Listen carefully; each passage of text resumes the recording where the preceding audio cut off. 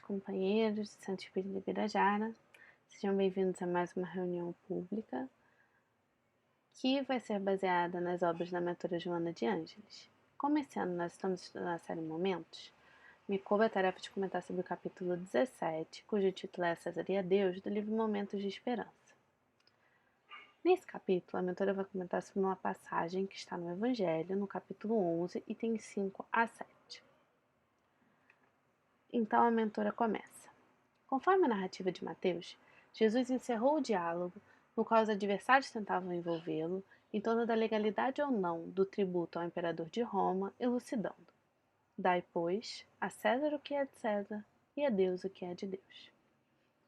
Eu convido vocês a lerem na íntegra a passagem do Evangelho.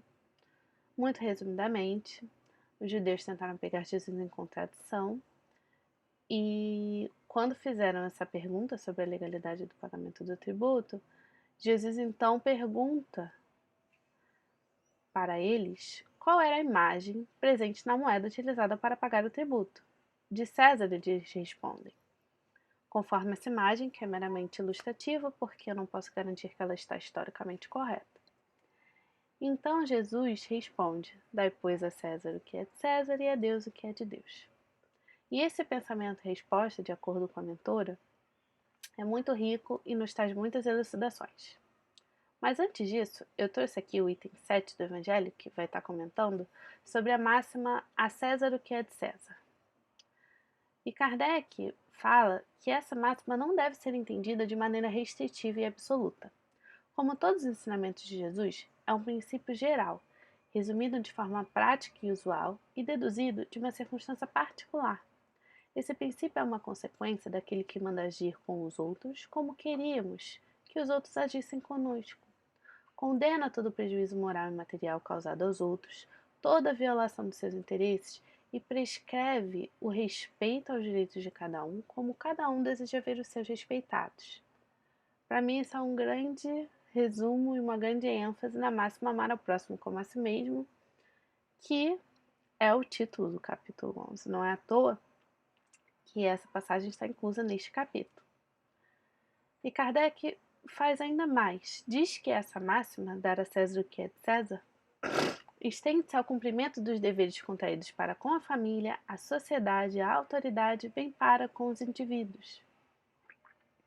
O que significa que não devemos apenas pagar todas as taxas que devemos para a vida material, mas que devemos sim também entender essa máxima como cumprimento do dever que temos com a nossa família, com a nossa sociedade, enquanto estamos nesta encarnação. Já é uma ampliação do conceito, né, das palavras do mestre. Mas então Joana, no momento de esperança, afirma que César e Deus podem significar, num sentido mais amplo, o humano e o divino, ou o material e o espiritual, ou ainda o imediato e o mediato. Então, o tempo todo, ela vai comentar essas máximas olhando para César como a materialidade e para Deus como esse imaterial, esse espiritual, esse divino, né?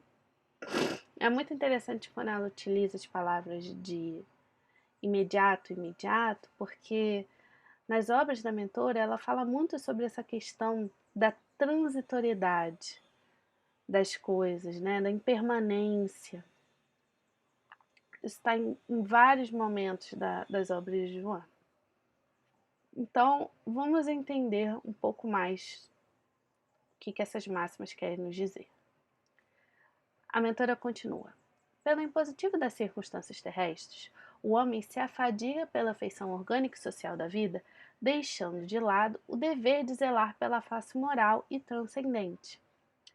O que significa que muitas vezes o homem dedica mais tempo a César do que a Deus. Ela então continua.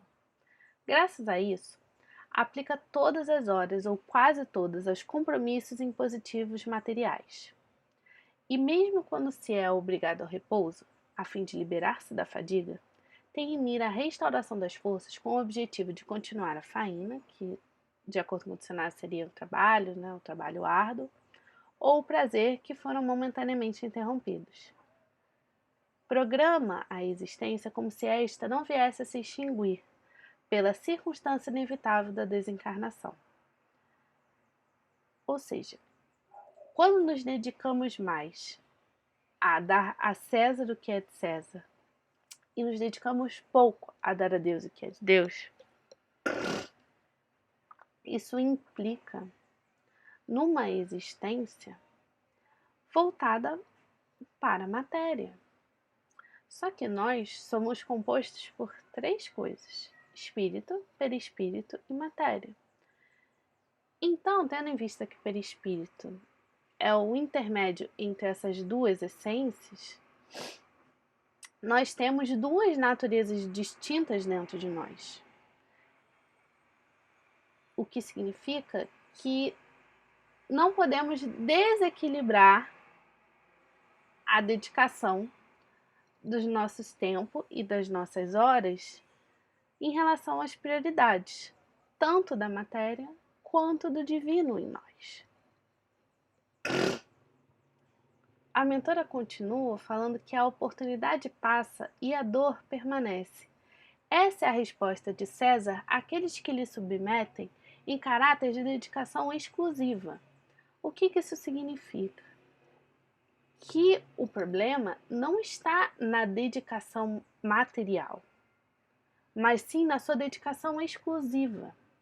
Se nós encarnamos na Terra, nós temos um objetivo com esta encarnação.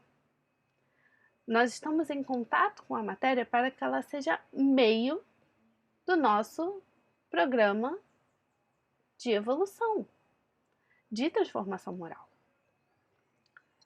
Só que, há quantas encarnações nós não estamos deixando a oportunidade de passar e a dor permanecer?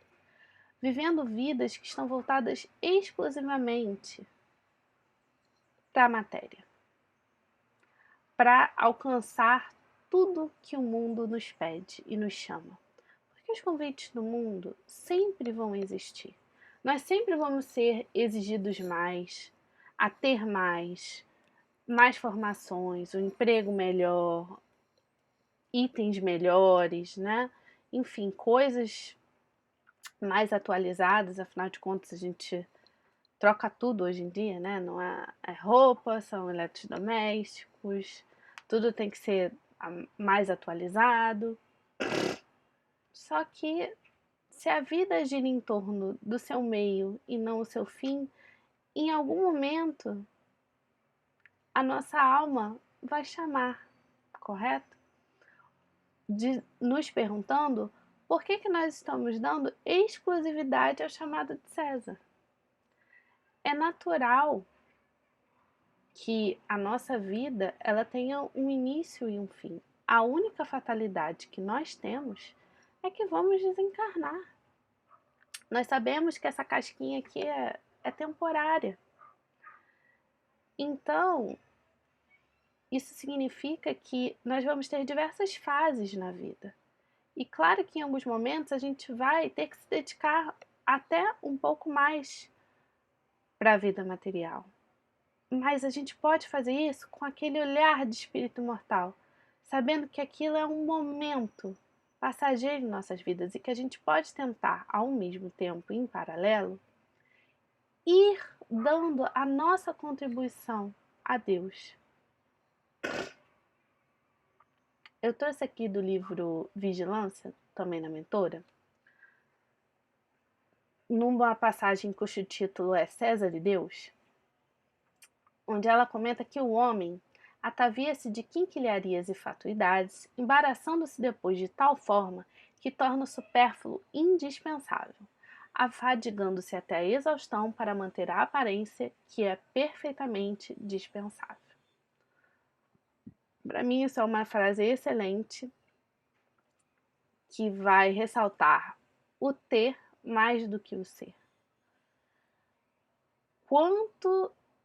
Quantos fluidos, quanta energia a gente não gasta para manter essa aparência e para a gente conseguir coisas que talvez não sejam tão importantes assim, ou tão necessárias assim nas nossas vidas. Coloquei aqui, né, a imagem do filme, para quem nunca viu, Os Delírios de Consumo de Beck Bloom, que fala de uma compradora compulsiva, né, e que situação complicada que ela fica para pagar as contas, enfim, para viver, como isso afeta as pessoas ao redor, e é meramente uma imagem ilustrativa, mas para que a gente possa pensar o que é necessário e o que é supérfluo na minha vida. E tendo em vista isso, como que eu estou dedicando as minhas horas e as minhas energias para obter aquilo que eu considero necessário e aquilo que eu considero supérfluo? Uma reflexão para a gente fazer. A mentora continua no Momento de Esperança, dizendo que o homem vivendo em sociedade tem seus deveres para com ela, cumprindo-lhe contribuir para o seu progresso e participando ativamente no programa estabelecido. Até Jesus viveu conforme os costumes da época, frequentando, né, as bodas, as festas de sua família, interagindo com as pessoas, exercitando uma profissão, um ofício, né, que na época ele escolheu o da carpintaria. Então existe todo um contexto no qual nós estamos inseridos nessa encarnação. E o nosso objetivo não é fugir de tudo isso para atender a Deus, mas ao atendendo aos impositivos da matéria, não se perder neles, entender que eles são meio e não fim. Por isso que ela comenta que alienar-se a pretexto de servir a Deus, portanto, a vida espiritual, jamais se justifica, não encontrando apoio no exemplo que o mestre ofereceu, ele jamais se excusava. Então, também não adianta a gente dizer, então, eu vou me isolar de tudo isso, eu não vou ouvir a mais nenhum chamado do mundo, eu vou servir exclusivamente a Deus. Não, existe um objetivo maior de nós estarmos inseridos com essas pessoas, nesse país, nessa cidade, nesse momento em que nós estamos vivendo. Existe um fim para que a nossa reencarnação esteja dessa forma. Nós não precisamos nos isolar para servir a Deus, nós podemos servir a Deus aqui e agora. Por isso que ela fala, dá então a tua contribuição a Deus, não apenas com palavras. Seja então a tua hora de misericórdia um momento com Deus. O teu instante de reflexão elevada, um momento de união com Deus. O teu silêncio ante a ofensa, o de colaboração com Deus. A tua ação caridosa, a de contributo com Deus. A tua dedicação ao próximo, a dádiva que encaminhas a Deus. O teu sofrimento resignado, a demonstração de confiança em Deus. Então, isso significa que hoje, nas pequenas ações, eu consigo dar a minha contribuição a Deus. Mas eu preciso estar consciente de fazer esses movimentos. Preciso me esforçar para fazer esses exercícios de união e contribuição com Deus.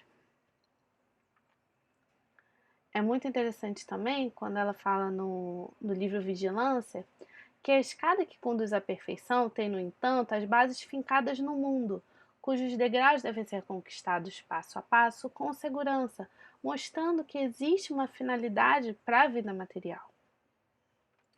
Viver, pois, no mundo com probidade, parcimônia e liberdade deve ser a conduta natural, a fim de que se possa deixá-lo, quando chamado ao retorno, sem angústia, nem saudade, nem desesperação, mostrando que existe uma forma de estarmos no mundo sem sermos do mundo.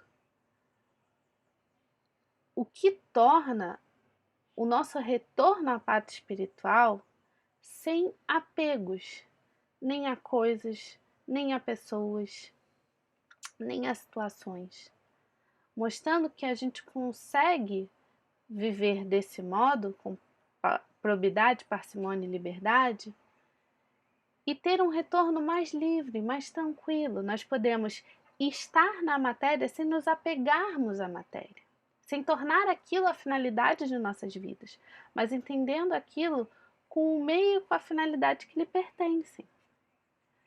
Ela continua aqui no livro Vigilância, falando que a cada exigência, o respeito que merece e o atendimento que corresponde. E isso é muito verdadeiro. Muitas das vezes a gente começa no emprego novo, precisa se dedicar um pouco mais, né, aos chamados do mundo, e isso é totalmente normal. A cada exigência, o respeito que merece e o atendimento que corresponde.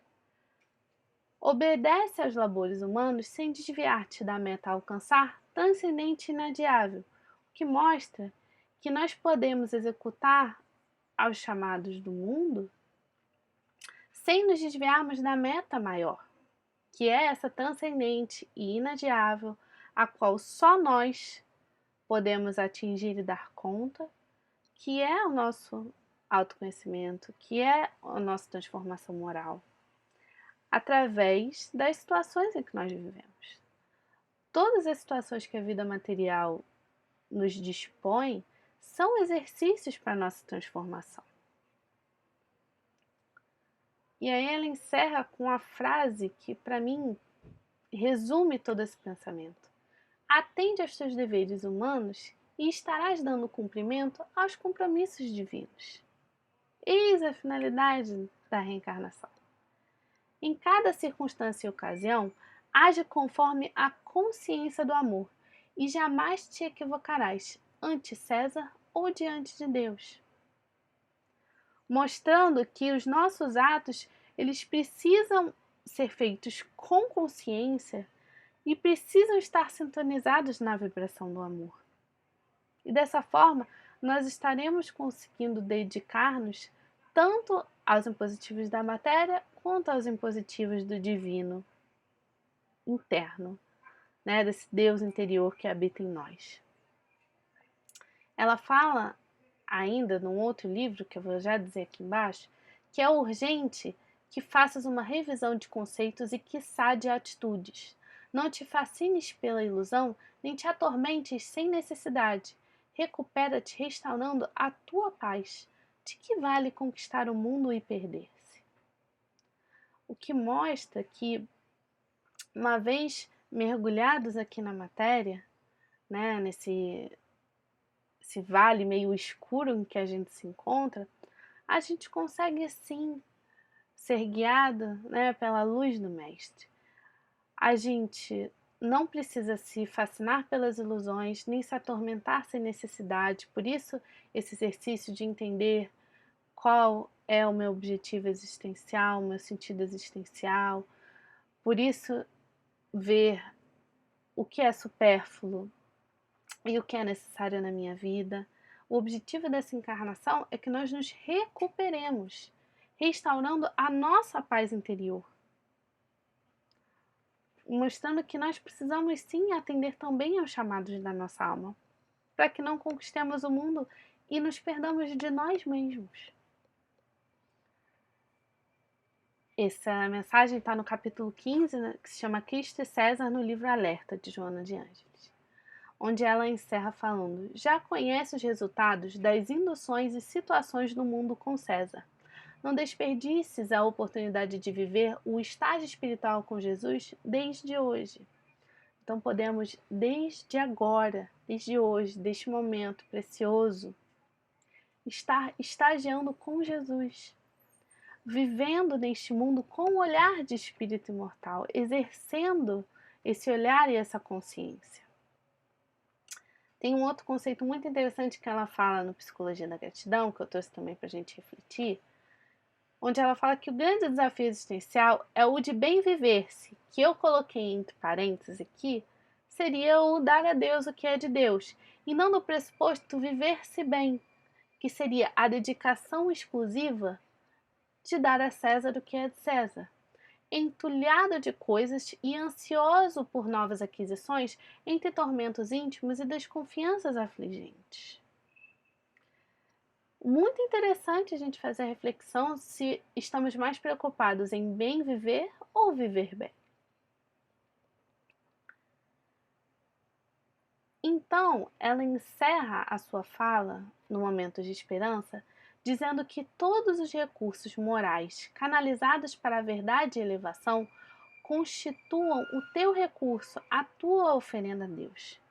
Nós temos tantas potencialidades e sementes de luz dentro de nós e precisamos regá-las e fazê-las florescer, que possamos viver o nosso vir a ser e que possamos viver no mundo amando a vida e servindo ao mundo sem escravidão e a Deus com emoção, essa que nos move, reeducando os nossos sentimentos. Eis o ideal para que o homem alcance a finalidade excelente para a qual se encontra encarnado. Então nós não viemos nessa encarnação nem para falhar, nem para sofrer exclusivamente. Nós podemos viver no mundo, amar a vida, servir ao mundo sem escravidão, cumprindo os nossos deveres com um olhar de espírito imortal e servindo a Deus com emoção, trabalhando na nossa transformação moral, na reeducação dos nossos sentimentos. E a gente vai alcançar a finalidade excelente pela qual reencarnamos. E então, para encerrar as nossas reflexões, eu volto aqui, trazendo a frase de Heráclito: nada é permanente exceto a mudança, tendo em vista toda essa transitoriedade. Nesse processo constante que estamos em transformação, eu trouxe alguns questionamentos para que a gente possa terminar as nossas reflexões em torno deste capítulo. Então, qual a minha contribuição para Deus? A mentora falou de tantas. Qual que tem sido a minha contribuição para Deus? E se eu não estou satisfeito com o que eu listei, então qual pode ser a partir de agora a minha contribuição para Deus? Em que eu estou investindo as minhas horas?